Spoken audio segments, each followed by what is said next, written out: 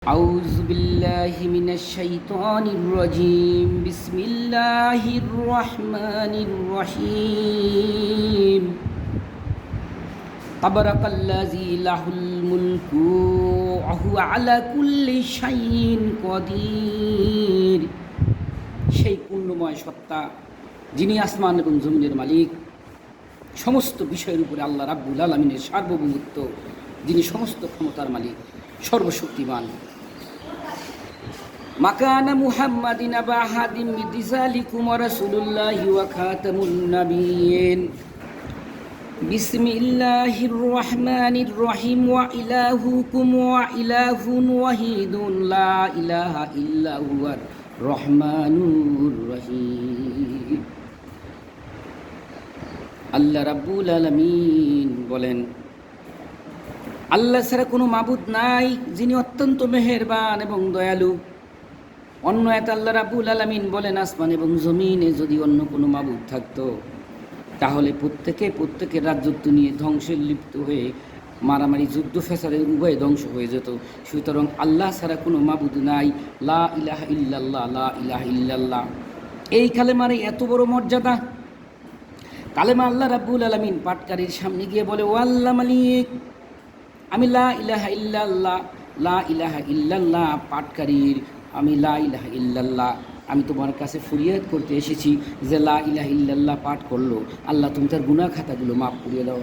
যখন আল্লাহ রাব্বুল আলামিন উত্তরে বলে, ও লা ইলাহা ইল্লাল্লাহ, তুমি শোনো, লা ইলাহা ইল্লাল্লাহ এমন একটা দামি কালেমা, তোমার মর্যাদা এত বেশি যে জিহ্বা থেকে আমি লা ইলাহা ইল্লাল্লাহ একবার বের করি, যে ওই জিহ্বা থেকে লা ইলাহা ইল্লাল্লাহ বের করার আগেই ওই জিহ্বার পাঠকারী গুনাহ খাতা আমি মাফ করে দিয়েছি।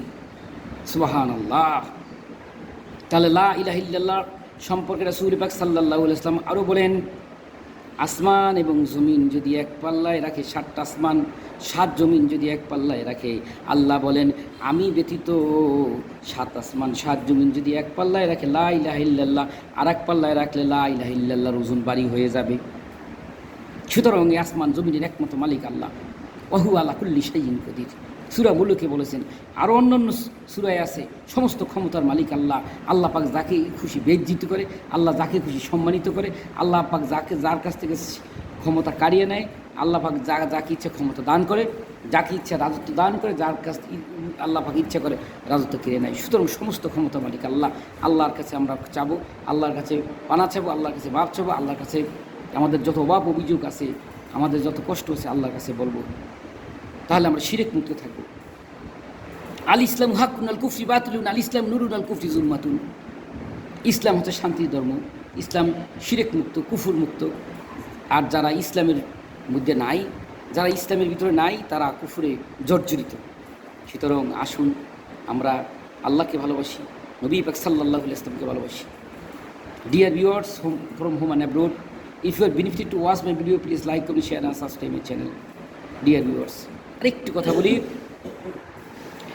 আল্লাহ রাব্বুল আলামিন সূরা নমলে বলেন, বিসমিল্লাহির রহমানির রহিম। প্রত্যেক সূরা পাঠ করার পূর্বে বিসমিল্লাহির রহমানির রহিম বলতে হয়।